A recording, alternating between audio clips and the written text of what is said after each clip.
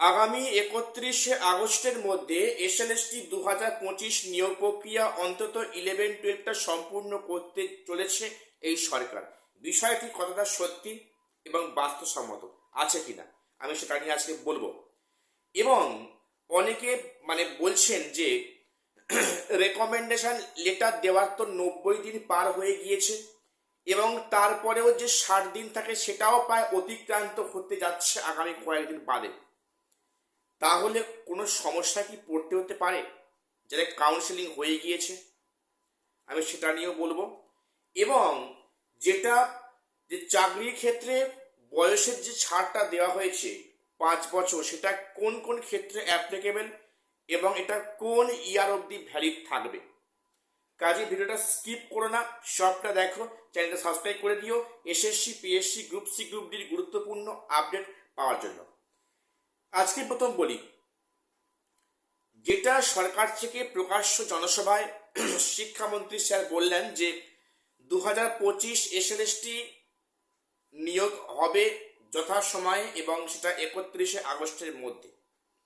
এখন এখানেই নানা প্রশ্ন দেখা দিচ্ছে এবং সেখানে ক্যান্ডিডেটের মধ্যে ডাউট তৈরি হয়েছে যে এই 2025 এসএলএসটিটা মানে কি শুধুমাত্র 11-12 না তার সাথে 9-10ও আছে। দেখো, এটা কিন্তু দিনের আলোর মতো পরিষ্কার যে নবম দশমের সম্পূর্ণ কাজ কিন্তু করতে এই আগস্টের মধ্যে সম্ভব নয়, কোনোভাবেই সম্ভব নয়। এমনকি যেটা হয়তো শিক্ষামন্ত্রী বলেছেন যে 31শে আগস্টের মধ্যে হয়তো 11-12টা সম্পূর্ণ করবেন, এমনটা বলা হয়েছে। কিন্তু যেটা বাস্তব পরিস্থিতি আমরা দেখছি যে গত কয়েকদিন আগে সেখানে প্রায় 200+ ক্যান্ডিডেটকে ভেরিফিকেশনের জন্য ডাকা হয়েছে যাবতীয় ডকুমেন্টস নিয়ে, এবং তাদের সেখানে পিভিআর মেডিকেলের ফর্ম ফিল আপ করে জমা করতে হবে। তাদেরকে পিভিআর মেডিকেলটা হবে এবং তারপরে কিন্তু তাদেরকে স্কুলে জয়েন করানো হবে। এবং সেখানে এখনো একাধিক সাবজেক্টে কিন্তু কাউন্সেলিং বাকি আছে। তাদের কাউন্সেলিং হওয়া, তাদের পুনরায় ভেরিফিকেশন হওয়া, পিভিআর মেডিকেল করা কিন্তু 1 মাসের মধ্যে সম্ভব হবে কিনা এখন সে বিষয়ে সন্দেহ আছে।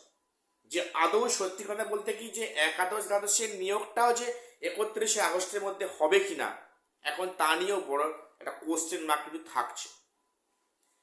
এইবারে আরেকটা প্রশ্ন যেটা খুব মাথায় হিট করছে যে চলতি নিয়োগ প্রক্রিয়া যে সম্পূর্ণ করবে, কন্টিনিউ করবে এবং সেখানে যে পিভিআর মেডিকেলের কাজ পুনরায় শুরু হচ্ছে, এটা তো 17% ওবিসি রিজার্ভেশন মেনে করা হয়েছিল।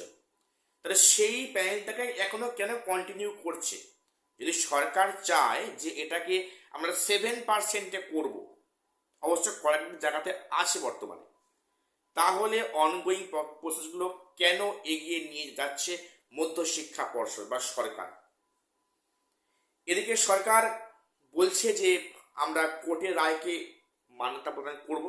তাহলে কোর্ট থেকে জাজমেন্ট আদৌ কবে আসবে? কোর্টের এই হিয়ারিংগুলো কবে হবে?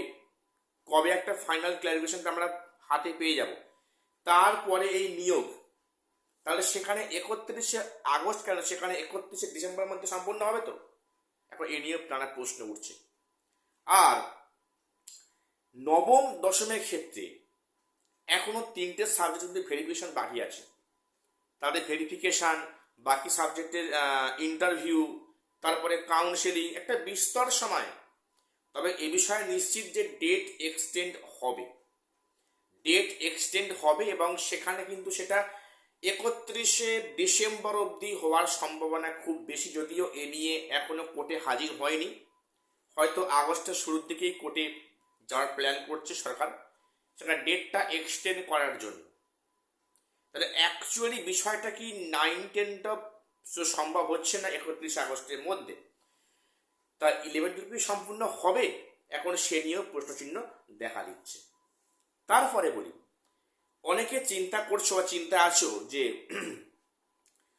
যে রেকমেন্ডেশন দেওয়ার তো প্রায় 90 দিন পার হয়ে গেছে অনেক দিন আগে, তারপর সেখানে প্রায় 60 দিন আবার পার হতে চলল। আগামী কয়েকদিন বাদে কিন্তু সেই 60 দিনও পার হয়ে যাবে। তারপরে কি এটা আদৌ বৈধ থাকবে? কোনো সমস্যায় পড়তে হবে না তো? দেখো, ক্যান্ডিডেট তো একবার ধাক্কা খেয়েছে 2016, তাহলে মনে সন্দেহ হওয়াটা স্বাভাবিক, যে কোনো সন্দেহ আপনি আবার সমস্যায় পড়তে হবে না তো?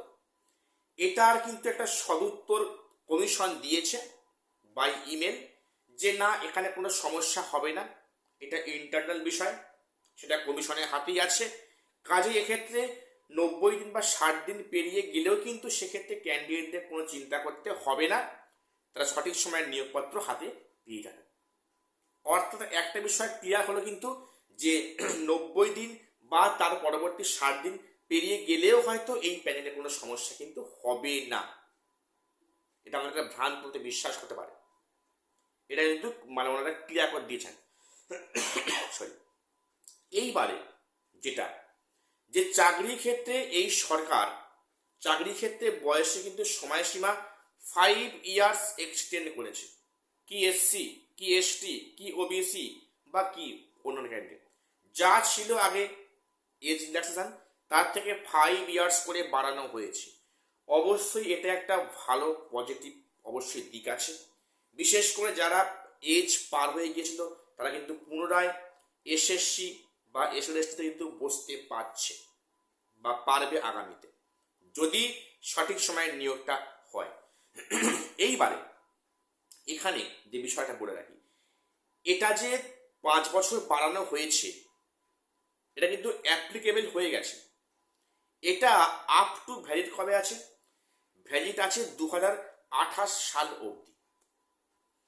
2028 সাল অবধি এই 5 বছর কিন্তু ছাড় পাওয়া যাবে। এবার প্রশ্নটা, আচ্ছা তারপরে কি ছাড় দেয়া হবে না? ব্যাপারটা কি? যেটা জানা যাচ্ছে আপাতত at present condition up to 2028 অবধি কিন্তু এই ছাড়টাকে রাখা হচ্ছে। তারপরে এই ছাড়টা হয়তো পুনরায় এক্সটেন্ড হলেও হতে পারে, সম্ভাবনা আছে। তাহলে আপাতত যাদের বয়সটা পেরিয়ে গেছে, অর্থাৎ যাদের জেনারেলদের 45 ছুঁই ছুঁই, তারা কিন্তু সামনে আরেকটা সুযোগ আসছে পরীক্ষা দিয়ে নিজেকে যোগ্য প্রমাণ করা। কাজেই যারা এজে মার্জিনাল লাইনে আছো, একটাই রিকোয়েস্ট, যে বাড়িতে কিন্তু রীতিমতো পড়াশোনা আরম্ভ করে দাও। আর আগামীতে আপকামিং এই সরকার কিছু পরীক্ষা নেবে, পরীক্ষা অবশ্যই নেবে। কাজেই সেই এজ বাউন্ডের মধ্যে 2028-এর মধ্যে নিজের যোগ্যতা কিন্তু পরিচয় দিয়ে চাকরিটাকে ছিনিয়ে নিতে হবে।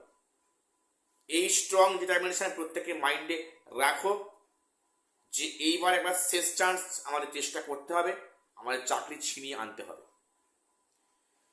তো যাই হোক, আগামী হয়তো কয়েকদিনের মধ্যে 7% 7% একটা ঝামেলা সলভ হতে যাচ্ছে, যেটা আমি খবর পেলাম। যদি খবরটা মানে আনঅফিসিয়ালি খবর, তো বলে রাখলাম হয়তো আগামী কয়েকদিনের মধ্যে অনগোয়িং প্রসেস 7 না 17% একটা কিন্তু ফয়সলা হয়তো হবে। এটুকুই আপডেট দেওয়ার ছিল। চ্যানেলটা সাবস্ক্রাইব করে দিও। দেখা হচ্ছে পরের ভিডিও।